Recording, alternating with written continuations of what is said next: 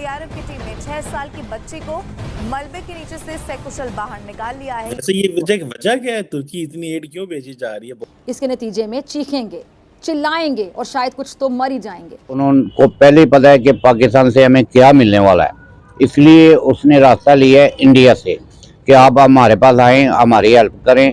वो पाकिस्तान वालों को समझ चुके हुए हैं। बट वी अप्रिशिएट कि इंडिया ने 6 जहाज भेजे। That's great, something great. अरे यूक्रेन में 74 जहाज भेजे विद इन नो टाइम। और एनडीएफ नेशनल डिजास्टर जो नेशनल डिजास्टर रिकवरी है वाले हैं एनडीआरएफ, आटा, चावल, दालें, घी समेत तमाम अशिया कुरोनोश, पेट्रोल, डीजल, गैस, बिजली समेत तमाम यूटिलिटी बिल्स में होशुर में इजाफा होगा। जो इंडिया ने किया है हम उसको अप्रिशिएट करते हैं। जो मोदी साहब हैं हम उनको भी अप्रिशिएट करते हैं। आपको और तुर्की इस वक्त हमारी मदद लेना नहीं चाह रहा है। तुर्की का झुकाव इंडिया की जानिब शो हो रहा है, इंडिया की जानिब हमें नजर आ रहा है। और ये बात बहुत हद तक ठीक भी है कि इंडिया ने बढ़ चढ़कर सबसे ज्यादा उनकी मदद की है और पूरे दिल से मदद की है। जब दुनिया के जहाजों के इंजन स्टार्ट भी नहीं हुए थे, हमारे जहाज वहां पहुंच गए with relief. We are the first country to land relief. आपसे एयर स्पेस मांगी थी पाकिस्तान से, आपने डिनाई कर दी ताकि इंडिया को पहली कंट्री ना मिले। जो वो सब पेपर्स में हम स्टैंडर्ड एसओपी होगा मेरा ख्याल है। नहीं देखिए, हमने बोला था आप हमारे ऊपर से जाने दो, वी विल रीच फास्टर। पूरे हॉस्पिटल्स उन्होंने टर्की में शिफ्ट कर दिए ताकि वहाँ पे इंसानियत की खिदमत हो सके। जो जाने अगर बात की जाए हिंदुस्तान की, तो हिंदुस्तान की तरफ से अभी तक पूरे हॉस्पिटल्स उठा के टर्की शिफ्ट कर दिए गए हैं। इस कदर इमदाद भेजी जा रही है, उस बारे में क्या कहेंगे? पहली बात तो ये है कि जो वेलफेयर स्टेट्स होते हैं उनको ये पता होता है कि हम लोगों ने वेलफेयर स्टेट की खिदमत किस तरह करनी है जब वो एक रिस्क हो।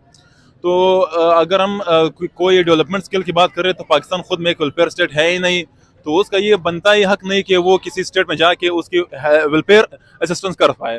क्योंकि हमारे पास यहाँ पे जो भी अर्थक्वेक आए हैं, यहाँ पे जो भी वाइल्ड फायर आए हुए, तो महीनों तक हमें इतनी कैपेसिटी नहीं है कि हम इसको होल्ड कर सकें। तो वहाँ पे 7.8 रेक्टर स्केल का ज़लज़ला जो आकर हुआ है, तो मेरे ख्याल नहीं है कि पाकिस्तान के पास इतने वसाइल, इतने रिसोर्सेज होंगे कि वो अपने वसाइल को मोबिलाइज करके वहाँ पे लोगों को असिस्टेंस कर पाए। और दूसरी बात है हिंदुस्तान क्योंकि खुद में एक वेलफेयर स्टेट है, उसकी रिवायत, जमहूरी रिवायत आती आ रही है कि वो अपने हमसाये ममालिक में जब भी क्राइसिस आया है उन लोगों ने वहाँ पे हेल्प की है। तो हम लोगों ने इसको अप्रिशिएट करना है और ख़ुद में इस तरह रिफॉर्म्स लाने हैं ताकि आइंदा फ्यूचर में अपने आप को और दूसरे हमसाया ममालिक को क्राइसिस में हैंडल करने की हमें वो कैपेबिलिटी आ जाए।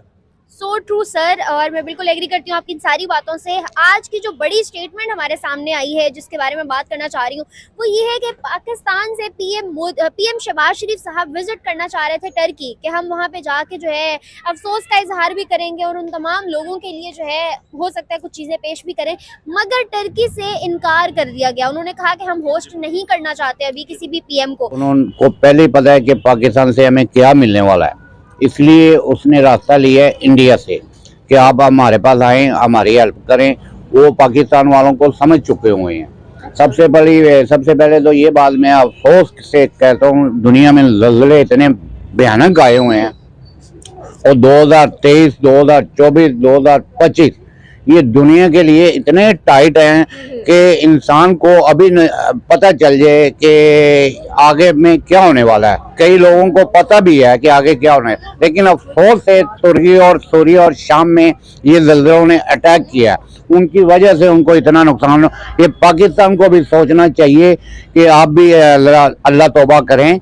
ये अज़ाब होता है दुनिया पर, जहाँ पर गलत काम हो रहे हैं, ये दुनिया के अज़ाब हैं। हमारी प्रायोरिटी तुर्की एड बेस्ड है, हमारी प्रायोरिटी है लोगों की मदद करना। जबकि हमने कल वहाँ पे वैसे ये वजह क्या है, तुर्की इतनी एड क्यों भेजी जा रही है? मुस्तफा कमाल अतातुर्क में क्या फ़र्क है और अर्दोगन में क्या फ़र्क है, सबको पता है। पहली बात, अफगानिस्तान में भी देखिए हमारा कमिटमेंट किससे था, मैं आपके शो में कई बार कह चुका हूँ। हमारा कमिटमेंट था अफगान लोगों के साथ, हमारा कमिटमेंट है अफगानी गरीब के साथ, तो उसको हमने हेल्प की जहाँ जब भी जरूरत पड़ा। अभी ह्यूमन त्रासदी हो गई थी, around I think more than 12,000 people are dead in Turkey as per the latest what I saw।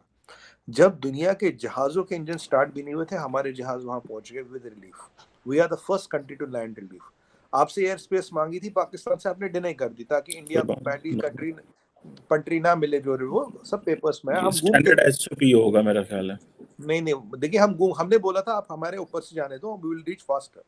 पर ठीक है, आपने मना कर दिया, कोई बात नहीं। चाहे आप भी मुसलमान वैसे सबसे पहले जो प्लेन गुजरे वो पहुंचे रशिया के, पहुंचे थे, इंडिया के नहीं पहुंचे थे। इंडिया के सर सबसे, आप check रिकॉर्ड करें। चेक कीजिएगा, अच्छा इंडिया चल India was the first one to लेकिन record but we land. Appreciate कि इंडिया ने 6 जहाज भेजे हैं, दैट्स ग्रेट, समथिंग ग्रेट। अरे यूक्रेन में साहब 74 जहाज भेजे हैं, यूक्रेन में नहीं 74 नहीं जहाज भेजे हैं। मैं टर्की की बात कर रहा हूँ। हाँ, मैं कह रहा हूँ यूक्रेन में 74 भेजे चीमा साहब, first ones to land, and our things were ready within no time. our NDF, national disaster जो नेशनल डिजास्टर रिकवरी है वाले हैं, NDRF, और हमारी ministry, doctor Jaishankar immediately tweeted and got in touch with his counter part और बोला I am in touch with him. Turkey के ambassador ने हमें दोस्त बोला है, बोला दोस्त and a friend in need is a friend in need. तो ये जो हमारा कनेक्टिंग लोगों के साथ है, किसी लीडर की या किसी भी लीडरशिप स्टाइल से कंट्री नहीं चलती, कनेक्ट लोगों के साथ होना चाहिए। ये है अभी चीमा साहब, अभी क्या है, ह्यूमैनिटी इज फर्स्ट, वासुदेव कुटुंबकम जो हम कहते नहीं, करके दिखाते, सर्वे संतु निरामया तमसो मा ज्योतिर्गमयम, these are not sayings, when it comes to implementation we are implementing it on the floor, दुनिया के पटल पे, on the floor of the world we are implementing it. वहां हमें लोगों की जान बचाना प्राथमिकता है। हमारे अर्दोगन से विचार विमर्श हो सकता है, we can have a difference of opinion with Erdogan, that's okay, but एक बात देखिए, यहाँ हमने रिलीफ भी भेजा है, पर जब हमें PFI पे यहाँ स्ट्राइक करनी थी, सर्जिकल स्ट्राइक, वो भी कर दी। जब हमें साइप्रस के साथ आर्म्स ट्रीटी करनी थी, वो भी कर दी। जब साइप्रस को आर्म्स करना, वो भी कर दिया। जब फतह अल सीसी के साथ हमें स्ट्रेटेजिक टाई अप करना था, वो भी कर दिया। ये सब it was all against and Turkey. दो इमरान खान साहब जब UN से स्पीच देके आए थे, तो अर्दोगन ने उनको गले मिला था जब उन्होंने कश्मीर की विषय उठाया था। इंडिया जो सुपर पावर होता है ना सीमा साहब, super power in making is not predictable, you can not predict India. India has the capability to act in 5 or 7 or 10 dimensions in the same way. वही हमने किया, we have acted in multiple dimensions. जहाँ हमें Turkey को मदद देनी थी, humanitarian add हमने दिया। जहाँ हमें साइप्रस को के साथ ट्रीटी करनी थी, military treaty to arm Cyprus, they wanted our help, we have done that. We have done what we had to do with Muslim Brotherhood. We have done what we had to do with PFI. We have done a strategic tie-up with Fatah al-Sisi, and we have shown to the people of the whole world that our foreign policy is not religion based.